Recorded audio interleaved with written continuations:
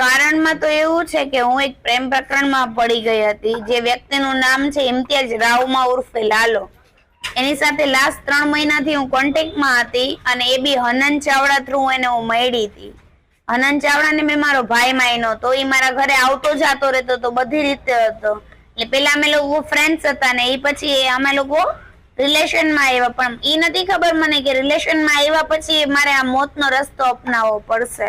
એ 18 તારીખની રાત્રે 12 વાગે ઈ એમ કે છે કે હું મુંબઈ હતો પણ ખબર નથી ક્યાં હતો. 18 તારીખની રાત્રે એને મારી સાથે ફોનમાં એવી વાત કરી કે હવે ઈ કે તારી સાથે દુશ્મની કરી જ લેવી છે. ઈ કે હવે કાં તું નહીં કાં અમે નહીં. કે કેમ કે આ પેલા એને મારી ગાડી સાથે ભટકાડેલી છે ગાડી, અને હું મારા ઘરની અંદર એક જ છું.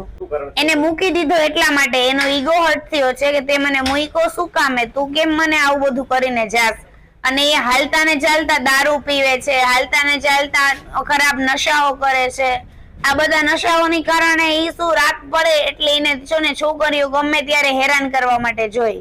હા, પોલીસ ફરિયાદ મેં 7મા મહિનાની 9 તારીખે કરી હતી, પણ પોલીસ ફરિયાદમાં મારું જેટલું લખાતું હતું એ લોકોએ એટલું જ લખ્યું છે, પૂરતું પોલીસ ફરિયાદમાં બી મારું નતું લખ્યું. હા, મને મારી નાખવાની ધમકી આપેલી છે, મારા દીકરાને ઉપાડી જવાની ધમકી આપી છે, કેમ કે મારો દીકરો હોસ્ટેલમાં છે. એ લોકોની બીક જ મેં હોસ્ટેલમાં રાખ્યો છે અને અત્યારે એ રજા ઉપર રાજકોટ આવ્યો છે. હવે મારી એક જ માંગ છે, જેમ કે મોદી સાહેબ કહે છે બેટી બચાવો, તો હવે અત્યારે એક દીકરી અત્યારે દુખી છે તો એક દીકરી માટે શું મોદી સાહેબ એક ન્યાય નહીં આપી શકે મને?